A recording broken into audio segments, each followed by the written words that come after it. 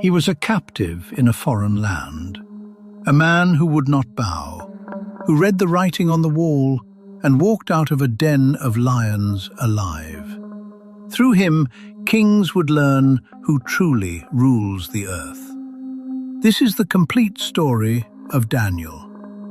When Babylon conquered Jerusalem, they carried off its brightest young men to serve in the palace of the king. Among them was a young man named Daniel, far from home, in a city that worshipped other gods. They offered him the king's rich food and wine, but Daniel resolved in his heart not to defile himself. He asked instead for only vegetables and water, and God gave him and his friends health and wisdom beyond all the rest.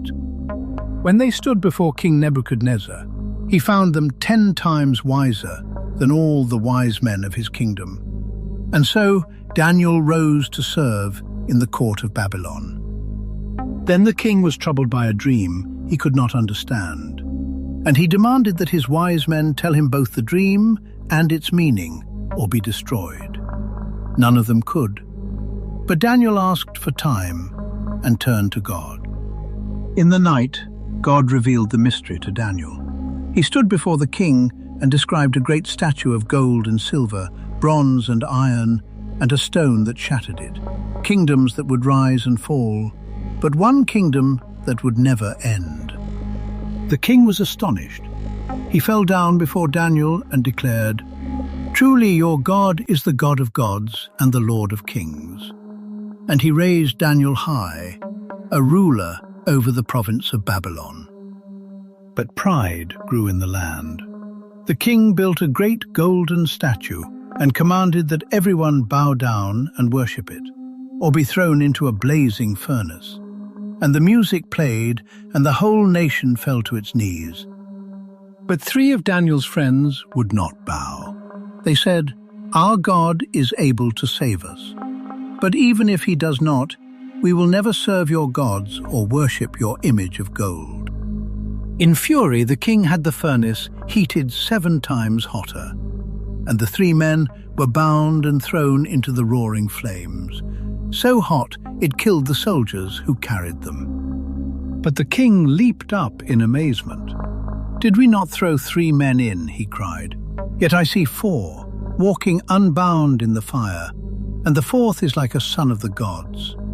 And the 3 came out without even the smell of smoke upon them. Years passed, and a new king sat on the throne of Babylon. At a great feast, he drank wine from the sacred cups taken from God's temple, and praised his idols of gold and stone. And in that hour, the fingers of a human hand appeared and wrote upon the wall. The king's face went pale, and his knees knocked together in terror, for no one could read the words. Daniel was brought in, and he read the writing. "God has numbered your kingdom and brought it to an end.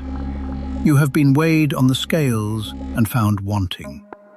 That very night, the kingdom of Babylon fell. Under the new king, Darius, Daniel was set over the whole kingdom, for an excellent spirit was in him. But the other officials were jealous, and they searched for a way to destroy him. They could find no fault in him except his faith. So they tricked the king into signing an unbreakable law. For 30 days, anyone who prayed to any god or man except the king would be thrown into the den of lions. When Daniel learned of the decree, he went home, and as he had always done, he knelt at his open window 3 times a day and prayed to God and gave thanks. His enemies were watching. They dragged him before the king, who was grieved, for he loved Daniel. But the law could not be changed. And so Daniel was cast into the den of lions, and a stone was rolled over the mouth and sealed. All night the king could not sleep. At the first light of dawn, he ran to the den and cried out, "Daniel, has your God been able to save you?"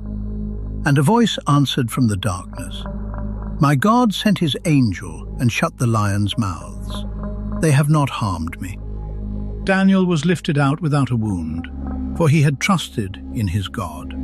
And King Darius decreed that in all his kingdom, people should tremble before the God of Daniel, the living God who endures forever, who rescues and saves and works wonders in heaven and on earth. Daniel's story reminds us that faith, which will not bow and will not hide, is never abandoned. If this story moved you, subscribe to Scripture and Flame, where we bring the Bible to life, one story at a time. And tell me below, what would you refuse to bow to? Thank you for watching.